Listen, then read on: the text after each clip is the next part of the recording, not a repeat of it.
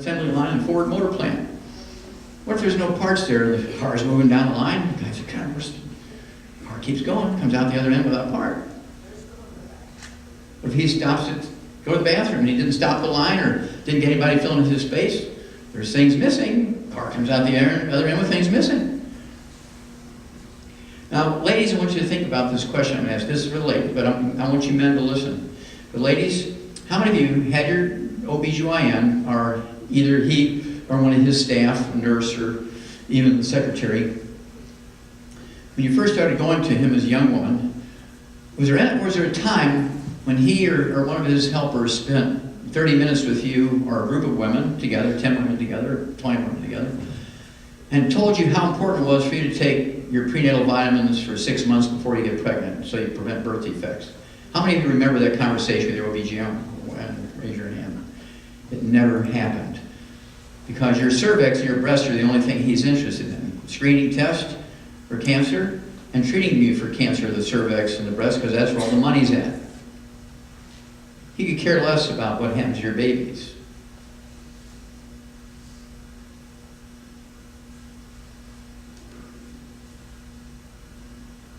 Now, 1 out of 700 babies in America is born with a birth defect.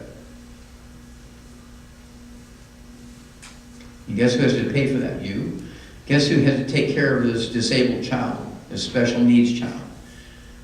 One of my favorite advertisements on TV, it shows this very cute mother with a very cute baby who's born retarded and has all these problems. But she's saying how wonderful this insurance company is because she doesn't have to do anything to work or produce or anything. She just stays home all day and plays around with this kid who's disabled and retarded. All the nurses in the hospital, they wanted to be with him. They just loved him so much.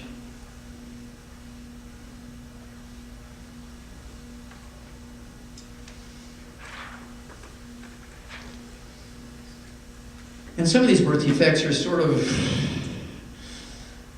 not inconsequential, but they're things you can manage after the baby's born. How many of you ever heard of inborn errors in metabolism? Okay, I'll give you one you all know. How many of you ever heard of lactose intolerance? Raise your hand.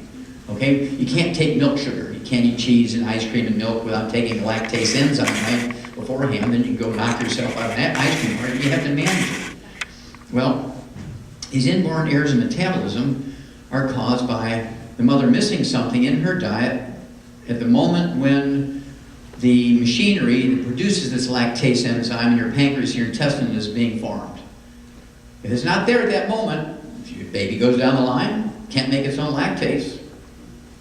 Same with fructose intolerance, same way with PKU.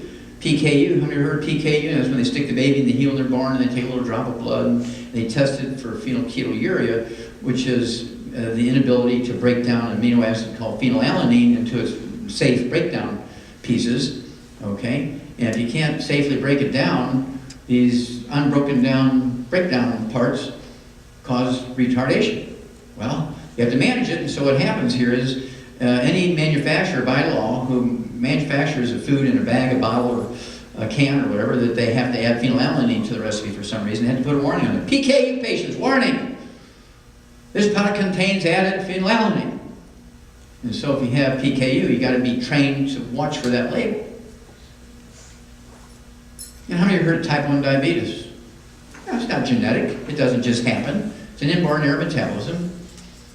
When the beta cells are being formed in the islets of Langerhans to make insulin, you're supposed to have about 50,000 of these beta cells per islet of Langerhans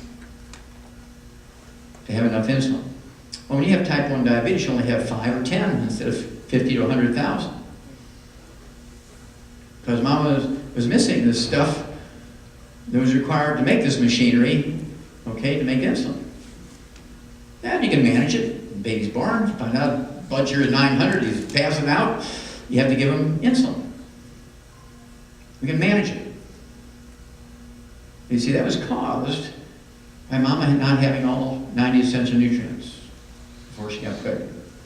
And then, how many of you heard of sickle cell anemia in the black community? Raise your hand. Okay. Now again, back in the 60s and 70s, I was finding sickle cell anemia in deer and frogs and white people. I'm saying, well, that doesn't fit the model. It's supposed to be a genetic thing in the black community. Well, it turns out, when the hemoglobin forming cells and the bone marrow is being formed, if mom is missing something, they make incomplete, imperfect hemoglobin. Linus Pauling, who had 2 unshared Nobel Prizes, spent his whole life looking for the gene for sickle cell anemia. He could never find it. You know why? It never existed. It's an inborn error metabolism. It's not a genetically transmitted thing. It's in this book. It was published in the Smithsonian Institute in 1983, and the Sickle Cell Foundation of Georgia contacted me in 1991 and said, "We just read your book, and is that true what you're saying?" "Yeah." "Can you do this in people like you're working in an animal?" "Yeah." It turns out that the same thing happens in white folks and black folks and yellow folks and red folks and so forth. Doesn't matter what your genetic color is, because hemoglobin is hemoglobin, bone marrow is bone marrow. But they couldn't have a black genetic disease being found in white people, so they give it a different name.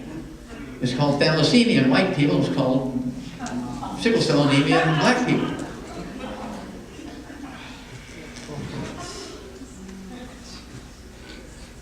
See, they had to protect that genetic theory, didn't they? Are we beginning to get the picture here?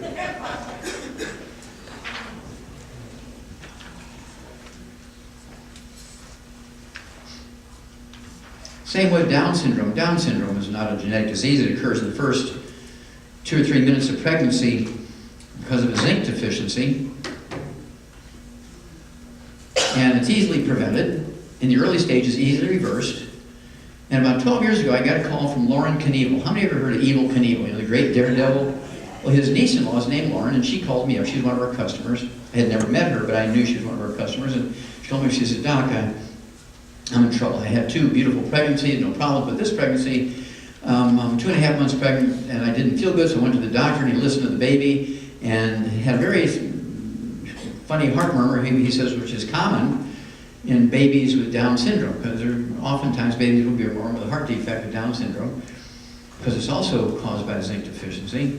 And I'm concerned. And they sent me to 2 different laboratories, each unknowing that the other laboratory was looking, and one did an amniocentesis, took fluid out of the amniotic sac, and they found the cells that showed that it had Down syndrome baby. I went to the other one, they did an ultrasound, said they had a Down syndrome baby, and everybody wanted me to have an abortion. I didn't want to do an abortion. And I read where you can reverse this and prevent it in animals with nutrition. Can you do that in people? I said, well, probably, but never been done, and people have done it in animals a lot, but not in people. Okay, we're going to do it. I'm going to be your first one. I said, well, we got to do all this legal stuff. She said, there ain't no time for no legal stuff.